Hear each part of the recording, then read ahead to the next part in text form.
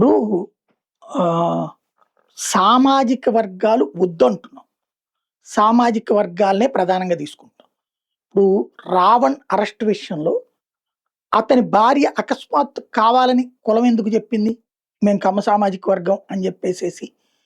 వాళ్ళ ఇంట్లో అక్కడికెళ్ళి పోలీసులు అడిగితే ఒక్కొక్కళ్ళు ఒక్కొక్క క్యాస్ట్ చెప్తున్నారట. అంటే వాళ్ళు ఒక్కొక్కళ్ళకి ఒక్కొక్క క్యాస్ట్ చెప్పారట. ఒకళ్ళకి మేము ఎస్సీ అన్నారట, ఒకళ్ళకి మేము ఎస్టీ అన్నారట, ఒకళ్ళకి కమ్మ అన్నారట, ఒకళ్ళకి కాపు అని చెప్పారట, ఒకళ్ళకి రెడ్డి అని చెప్పారట.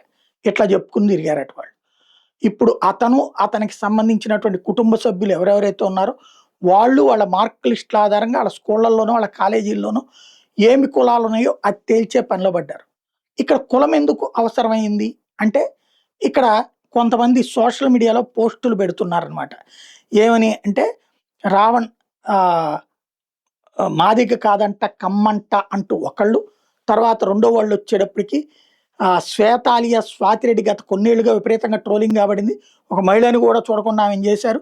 తీరా చూస్తే ఆమె ఇదేనంట కదా. ఇక్కడ క్యాస్ట్ ఎందుకు వచ్చింది అంటే, అనవసరంగా క్యాస్ట్ని నెత్తిన పెట్టుకోవడం వల్ల వస్తుంది. బేసిక్గా ఎవరు తప్పు చేసినా తప్పే అన్నాం. ఇంతకుముందు ఏమని చెప్పాం, వైఎస్ఆర్ కాంగ్రెస్ పార్టీకి రెడ్లు తప్పు చేస్తే వెనకేసుకొస్తున్నారు. ఇప్పుడు మనవాడు తప్పు చేస్తే వెనకేసు రావాలా అంటే వెనకేసుకు రానక్కర్లేదు. ఇక్కడ ఏం చెప్తున్నారు, ఇప్పుడు అకస్మాత్తుగా తెర మీదకి వచ్చింది, తెలుగుదేశానికి ఇబ్బందికరమైన పరిస్థితి సృష్టించే ప్రయత్నం చేస్తుంది, లోకేష్ని ఇబ్బంది పెట్టే ప్రయత్నం చేస్తున్న వాళ్ళు ఏంటంటే, పోసాని కృష్ణమురళి మనోడే, వల్లభనేని వంశీ మనోడే, రావణు మనోడే, మనోళ్ళ మీదనే మనం కేసులు పెడుతున్నామా లాంటి పదాలు వాడటం ప్రారంభించారు. తద్వారా ఇప్పుడు కొత్త వాదాన్ని తెర మీదకి తీసుకొచ్చారు. జోసెఫ్, పోసాని, వంశీ వీళ్ళందరూ మన కులం కాబట్టి మనోళ్ళని హింసిస్తున్నామా అన్నటువంటి. ఇందులో కులం ఎక్కడొచ్చింది? వాళ్ళు చంద్రబాబుని ఇబ్బంది పెట్టలేదా? లేదా వాళ్ళు ఇప్పుడు దేశద్రోహం కదా ఇతని మీద?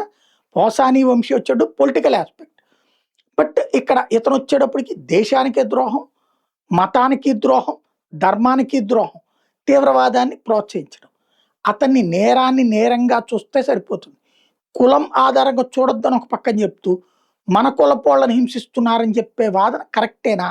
బాబు గారు కరెక్ట్గా జాగ్రత్తగా ఆచితూచి అడిగేస్తున్నారు. లోకేష్ గారు జాగ్రత్తగా ఆచితూచి అడిగేస్తున్నారు. పవన్ కళ్యాణ్ గారు జాగ్రత్తగా ఆచితూచి అడిగేస్తున్నారు.